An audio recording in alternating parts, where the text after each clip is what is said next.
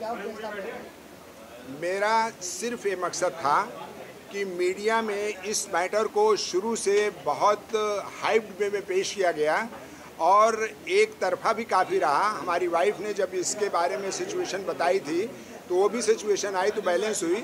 अब चूँकि अब मैं इस पर यूँ नहीं बोलने की पोजीशन में था कि ये मामला मेरे नज़दीक सब जुडिश था, ये मामला हमारी यूनिवर्सिटी की जो स्टैट्यूटरी बॉडी वुमेन सेल है उसके अंडर कंसिडरेशन था और उसका डिसीजन आ गया। एग्जीक्यूटिव काउंसिल हमारी प्रिंसिपल बॉडी जो यूनिवर्सिटी के उसको अप्रूव करके हमें कम्युनिकेट कर दिया।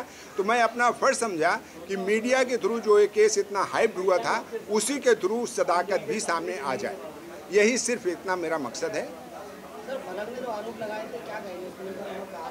वो तो जाहिर है विमेन सेल में उन फलक को अपने जो भी कंप्लेंट किए थी उनको मौका दिया गया इस्टेब्लिश करें और वो सब चीज़ें बेबुनियाद पाई गई और इस तरीके से हमको इनोसेंट बताया गया और डिपार्टमेंटल सियासत, कनाइवेंस, मैलिस और उसके साथ साथ कॉन्स्पिटोरियल एक्सरसाइज का वो एक पार्ट था।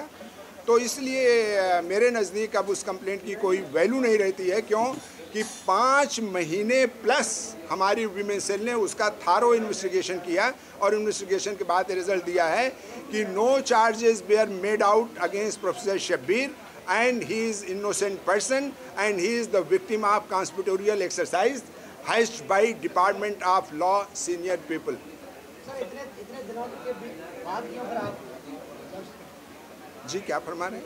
पहले से आपने क्यों नहीं बताया? मैं पहले कभी बताने की पोजीशन में नहीं था। क्यों कि I was facing a inquiry.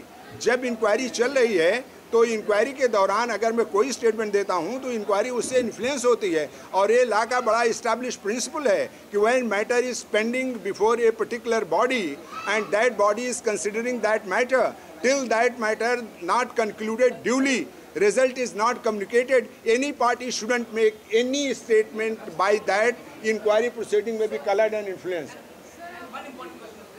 एक मिनट बेटे प्लीज, आप लोगों की तरफ से national international award holder international university Malaysia में मैंने 5 ईयर प्लस सर्व किया।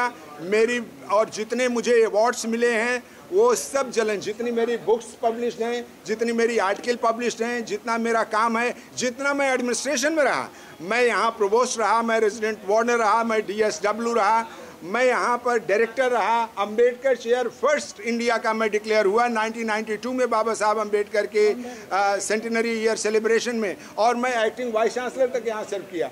हमारे वो कलीग जो मेरे दाहिने पे नहीं खड़े हो सकते थे बाई वर्च्यू ऑफ मेरिट, वो उन्होंने हमेशा जलन और साजिश करने की ये सब कोशिश की और उसी कोशिश का पार्ट है कि उस लड़की का मार्क्स बढ़वाने के लिए पहले वो कलीग हमारे पास आए, रिक्वेस्ट किया और हमने कहा कि नहीं, इट इज़ नॉट पॉसिबल। उसके बाद उनका लड़का और 4 कुछ और एंटी सोशल एलिमेंट को लेकर के जब पोर्च में मेरी गाड़ी खड़ी थी, मैं जाने को हुआ तो उन्होंने हमको थ्रेट दिया कि डायर कॉन्सिक्वेंसेज आपको भुगतने होंगे।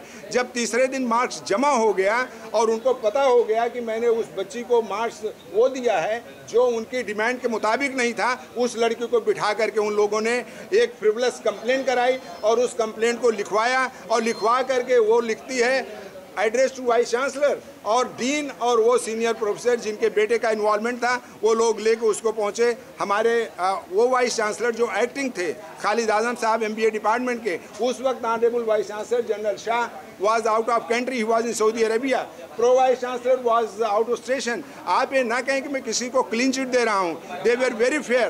आपका सवाल नहीं है, आपका सवाल नहीं है, सवाल ये है कि इतना दिन आपसे खातिर में हुआ कि मेरा मामला विमेन सेल के सामने है, डॉक्टर बिलाल का मसला विमेन सेल के सामने है, इंक्वायरी हो रही है, लिहाजा उस पर मैं कोई एक इम्पोर्टेंट स्टैट्यूटरी बॉडी है विमेन 80 की उनके केस में क्या डिसाइड